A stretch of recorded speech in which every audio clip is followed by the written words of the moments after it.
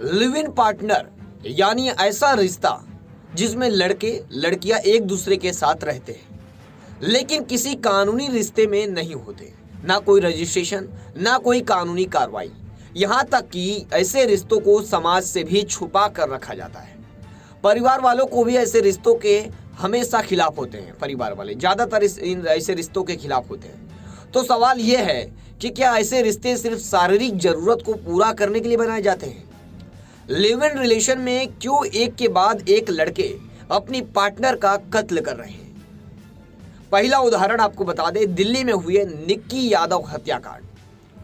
निक्की यादव का कत्ल से पूरी दिल्ली दहल गई है।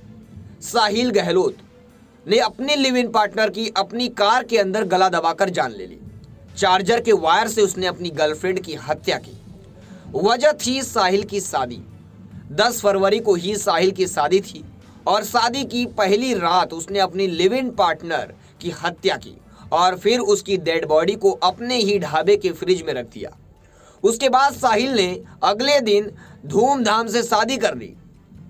5 साल की निक्की यादव और साहिल दोनों साथ रह रहे थे। दोनों कई सालों तक लिव इन रिलेशनशिप में रहे, लेकिन जब घर वालों ने शादी की बात की तो उसने उनकी पसंद से शादी कर ली।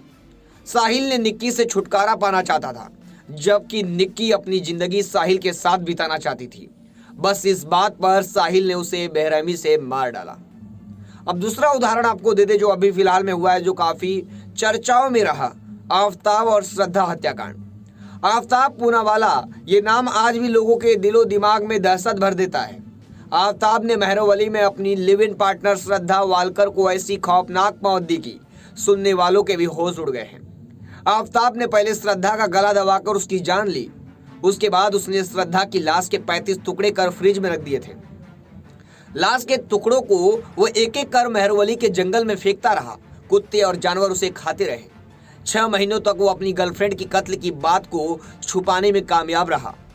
वो उसी घर में रहता था जहां श्रद्धा की लाश थी।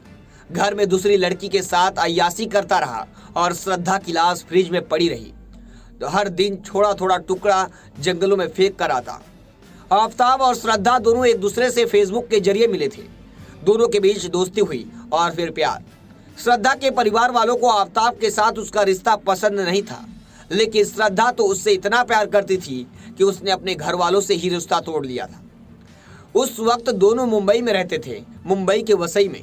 इसके बाद श्रद्धा और आफताब दिल्ली आए। महरौली के घर में साथ रहने लगे। लिव इन रिलेशनशिप में श्रद्धा आफताब से प्यार करती थी, लेकिन आफताब ने उसे पीछा छुड़ाने का मौका ढूंढ रहा था। वजह थी श्रद्धा आफताब से शादी करना चाहती थी, जबकि वह महज उसके साथ टाइम पास कर रहा था। जब श्रद्धा ज्यादा जिद करने लगी तो आफताब ने उसे बेरहमी से मार डाला। अगली बड़ी खबर भी आपको बता दें, जो अगला उदाहरण है नालासोपारा से हाल ही का है, 1-2 दिन पहले का है। हार्दिक शाह अपनी live in partner Megha Thorvi की हत्या कर दी थी नालासोपारा में और शव को यानी बॉडी को बेड में छुपाकर फरार हो गया था। कुछ दिन बाद जब घर में पड़ोसियों को बदबू आने लगी तो पता चला कि घर के अंदर लड़की की लाश पड़ी है। मेघा के अस्पताल में नर्स थी। मेघा नर्स का काम करती थी। दोनों महीने पहले ही हार्दिक और मेघा किराए के मकान में साथ रहने आए थे। पैसों को लेकर दोनों के बीच झगड़ा हुआ करता था। दोनों हार्दिक ने तौलियों में से मेघा का गला दबा दिया था। मेघा की हत्या करने के बाद हार्दिक ने घर में रखा सारा सामान बेच दिया, सिवाय उस बेड के जिसमें मेघा की लाश थी। पुलिस ने हार्दिक को राजस्थान से गिरफ्तार किया। ऐसे लेटेस्ट खबरों और ऐसी कहानियों के लिए फिर मिलेंगे एक नई वीडियो में। तब तक के लिए जय हिंद।